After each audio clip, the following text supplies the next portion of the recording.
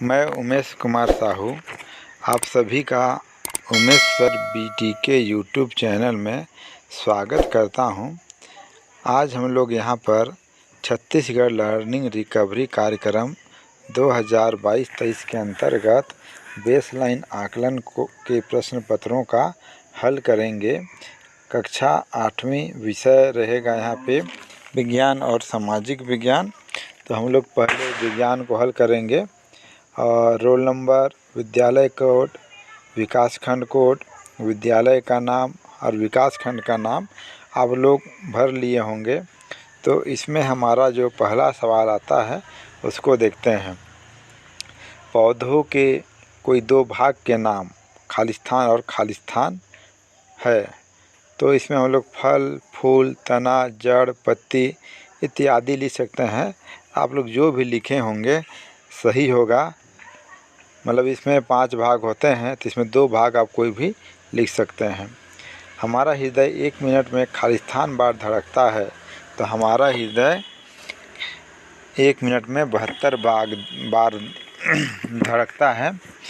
और प्रश्न नंबर 3, जब हम दर्पण के सामने दायां हाथ उठाते हैं तो दर्पण में खालिस्तान हाथ उड़ता दिखाई देगा। तो इसमें हमारा दायां हाथ ही उड़ता दिखाई देगा, क्योंकि दर्पण में हमारा क्या होता है, विपरीत प्रतिबिंब बनता है, उल्टा प्रतिबिंब। प्रश्न नंबर 4, लोहे और लकड़ी के बुरादे को हम लोग चुंबकत्व विधि से पृथक कर सकते हैं। प्रश्न नंबर 5, जल प्रदूषण क्या है, गंदे पानी को शुद्ध करने के लिए क्या क्या उपाय करेंगे। कोई 3 उपाय बताना है। तो जल प्रदूषण, जल को प्रदूषित करने वाले पदार्थ को जल प्रदूषण कहते हैं। उपाय है, नदी नाले में नालियों की पानी को नहीं छोड़ना चाहिए, कूड़ा करकट जल में नहीं डालना चाहिए, जल में होने वाली जलकुंभियों का नियमित सफाई करना चाहिए। प्रश्न नंबर 6, निम्नलिखित में कौन सा परिवर्तन हो रहा है, भौतिक या रसायन, दोनों में चुनकर लिखना है। ये 4 नंबर का सवाल है। तो पहला है प्लास्टिक की वस्तुओं का जलना, ये क्या है, रासायनिक परिवर्तन है। पानी का भाप बनना भौतिक परिवर्तन होगा। आइसक्रीम का पिघलना भौतिक परिवर्तन, भोजन का पकना रासायनिक परिवर्तन है। प्रश्न नंबर 7 है, दैनिक जीवन में घर्षण एवं उपयोगी बल कैसे हो सकता है, कोई 2 उदाहरण बताइए। तो उसका उत्तर है, घर्षण के कारण ही हम पृथ्वी पर चल पाने में समर्थ होते हैं। उदाहरण के लिए पेन व पेंसिल की सहायता से कागज पर लिखना। उत्तर 2 है, दूसरा नंबर, माचिस की तिलनी का जलना। प्रश्न क्रमांक 8, 2 गमले A व B लगे। गमला A में पौधा A लगे हैं और गमला B में मिट्टी भरी हुई है। दोनों गमलों को तिरछा कर समान मात्रा में पानी डालने पर किस गमले से कम मिट्टी बहकर निकलेगी और क्यों। तो हमारा उत्तर है, A गमले से कम मिट्टी बहकर निकलेगी, क्योंकि इसमें पौधे लगे हैं और पेड़ पौधे मिट्टी को बांध कर रखते हैं। इस कारण एक गमले से कम मिट्टी बहकर निकलेगी। आप लोग का उत्तर आप अपने हिसाब से लिख सकते हैं। जांचने वाला आपको जांचकर नंबर ज़रूर देगा, सेम टू सेम यहाँ पे नहीं लिखा जा सकता है। प्रश्न नंबर 2, दैनिक जीवन में आप मापन के कौन से 2 मात्रकों का उपयोग करते हैं, द्रव व ठोस पदार्थों को आप कैसे मापेंगे। तो उसका उत्तर है, दैनिक जीवन में उपयोग होने वाले मात्रक, एक है किलोग्राम और दूसरा है सेकेंड। द्रव मात्रक हेतु लीटर है और ठोस मात्रक हेतु किलोग्राम है। प्रश्न नंबर 10 है, वायु प्रदूषण क्या है, इसके प्रमुख कारण बताइए। वायु प्रदूषण क्या का उसका उत्तर है, वायु प्रदूषण, वायु का दूषित होना वायु प्रदूषण कहलाता है। कारण, कल कारखानों से निकलता हुआ धुआं, गाड़ी वाहनों से निकलने वाला धुआं। प्रश्न नंबर 11 है, पुष्प का नामांकित चित्र बनाइए और कम से कम 4 भाग को लिखिए। तो देखिए आपके सामने चित्र बनकर तैयार है, उसमें लिखा हुआ है उसके भाग, स्त्री के सर, पू के सर, दल और बाह्य दल। तो इस प्रकार आप लोग इसको बनाकर देख लीजिएगा और लिखे हैं नहीं लिखे हैं जांच कर सकते हैं। अगला हमारा सवाल है 12 नंबर। घास की पत्ती एवं पीपल की पत्ती में पाए जाने वाले नाड़ी विन्यास में क्या अंतर है? घास की पत्ती में समांतर नाड़ी विन्यास एवं पीपल की पत्ती में जालीदार नाड़ी विन्यास पाया जाता है। प्रश्न 13, ये 7 नंबर का है। धातु और अधातु में 2 अंतर उदाहरण सहित दीजिए। तो धातु को देखते हैं। धातु, इसमें चमक पाई जाती है, ये प्राय ठोस होते हैं, उदाहरण के लिए सोना, चांदी, तांबा। अधातु ये भंगुर होते हैं, मतलब छूने मात्र से या हल्का चोट देने से क्या हो जाते हैं, टूट जाते हैं। ये प्राय गैसीय अवस्था में होते हैं, उदाहरण के लिए कार्बन और सल्फर। 13 का दूसरा नंबर का सवाल है, लोहे, एल्युमिनियम आदि के बर्तनों में अचार क्यों नहीं रखा जाता? इसका उत्तर है, ये 3-3 नंबर का 2 सवाल है, 3.5 नंबर का। लोहे, एल्युमिनियम के बर्तनों में अचार इसलिए नहीं रखा जाता है क्योंकि ये धातु के साथ क्रिया करके हानिकारक पदार्थ बना लेते हैं। प्रश्न नंबर 14 है, कोशिका क्या है? तो इसका उत्तर है कोशिका। कोशिका हमारे शरीर की सबसे छोटी इकाई है। कोशिकाओं से मिलकर ही हमारा शरीर बना होता है। कोशिकाएं रूप व आकार में भिन्न भिन्न होती है। सवाल नंबर 2 है 14 का, कोशिका का ऊर्जा गृह किसे कहा जाता है और क्यों? कोशिका का ऊर्जा गृह माइक्रोकांडिया को कहते हैं और ये कोशिका के श्वसन केंद्र है क्योंकि यहाँ से भोज्य पदार्थ का पाचन होता है। अब हम लोग हल करने वाले हैं कक्षा 8वीं का सामाजिक विज्ञान। तो इसमें हमारा जो पहला सवाल है, वीर नारायण सिंह खालिस्तान के जमींदार थे। इसमें 4 ऑप्शन दिया हुआ है, कानपुर, झांसी, सोना खान, बैरकपुर। तो इसमें आप लोग का उत्तर होगा सोना खान। प्रश्न 2, कोई व्यक्ति सड़क पर किसी जानवर को पीट रहा है, आप इसकी शिकायत कहाँ करेंगे? खालिस्तान दिया हुआ है, तो आ में दिया हुआ है पुलिस, ब में दिया हुआ है माता पिता से, स में शिक्षक से और द में उपयुक्त सभी से। तो इसमें हम लोग कोई जानवर को पीट रहा है तो हम लोग किसी में भी शिकायत कर सकते हैं, द नंबर में क्यों मार रहा है इसका जानकारी हम लोग ले सकते हैं। तो इसका उत्तर हो जाएगा द। प्रश्न नंबर 3, भारत का संविधान खालिस्तान है तो 31 दिसंबर 1929, 26 जनवरी 2021, 26 जनवरी 1949, 15 अगस्त 1947।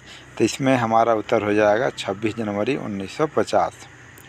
मानव निर्मित संसाधन है, तो मानव निर्मित संसाधन कौन से हो जाएंगे? कैंसर उपचार की औषधियाँ।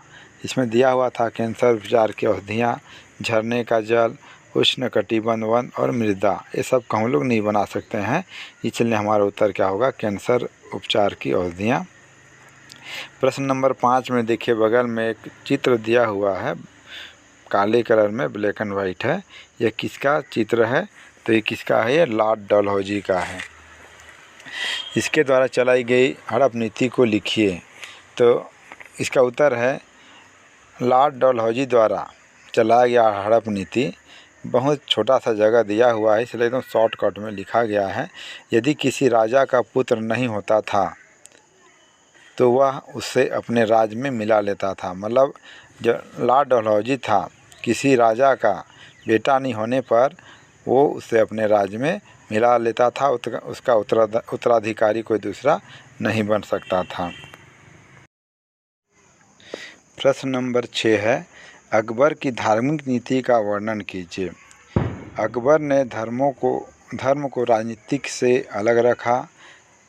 उनके शासनकाल में सभी धर्म के लोग को अपने धर्म का पालन करने दिया गया। पूजा पाठ तथा धर्म स्थल बनाने की पूरी स्वतंत्रता दी गई थी। जिला पंचायत के मुखिया को क्या कहते हैं? तो जिला पंचायत के मुखिया को जिला पंचायत अध्यक्ष बोलते हैं और इसके कार्य हैं जनपद पंचायत की योजनाओं को उचित ढंग से समन्वय करना, राज्य सरकार द्वारा दिए गए कार्यों को व्यवहारिक रूप देना, ग्राम पंचायत पर नियंत्रण रखना।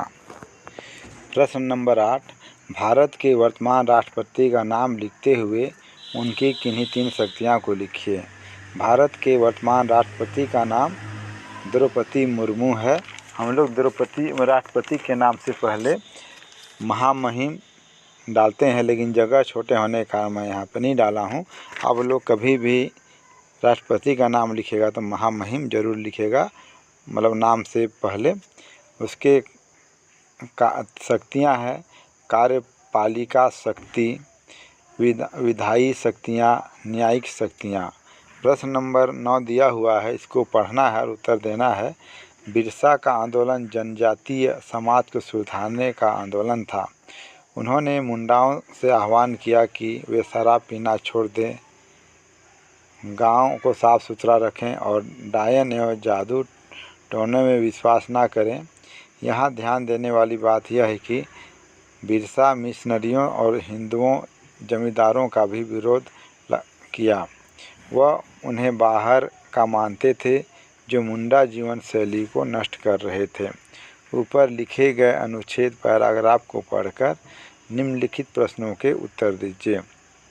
तो इसमें हमारा सवाल नंबर 1 है, बिरसा आंदोलन किस समाज के सुधार के लिए था? तो इसका उत्तर होगा बिरसा आंदोलन जनजातीय समाज को सुधारने के लिए था। सवाल नंबर 2 है, बिरसा मुंडा ने किसका विरोध किया? तो उत्तर होगा बिरसा मुंडा ने मिशनरियों और हिंदू जमींदारों का विरोध किया। हमारा अगला सवाल है, बिरसा ने लोगों से क्या आह्वान किया? उसका उत्तर है बिरसा ने लोगों से आह्वान किया कि वे शराब पीना छोड़ दें, गांव को साफ सुथरा रखें, अंधविश्वास ना करें। चौथा नंबर है, समाज में सुधार की आवश्यकता क्यों पड़ती है? तो इसका उत्तर हो जाएगा समाज में फैले अंधविश्वास को दूर करने के लिए समाज सुधार की आवश्यकता होती है। समाज में कई प्रकार के कुप्रथाएं चलते हैं, इसको भी हमको सुधारना होता है, इसलिए समाज सुधार की आवश्यकता होती है। भूमि उपयोग के आधार पर शहरी और ग्रामीण जीवन के बारे में लिखिए। शहरी क्षेत्र घना बसा होता है, वहाँ पर छोटे छोटे आंगन होते हैं। ग्रामीण क्षेत्र चारों ओर से खुला होता है, पेड़ पौधे भरे होते हैं, हमें शुद्ध वातावरण मिलता है। प्रश्न नंबर 11 है, विलुप्त होने वाले किन्हीं 2 जानवर पक्षी के नाम लिखते हुए उनके विलुप्त होने के 2 कारण बताइए। तो यहाँ पे दिया हुआ 2 जानवर है, जंगली उल्लू है और दूसरा है सफ़ेद पेट वाला बगुला। तो विलुप्त होने का कारण है, मैं इसको नहीं लिखा था तो लिख लीजिएगा, मतलब जानवरों का शिकार बढ़ गया, मतलब शिकार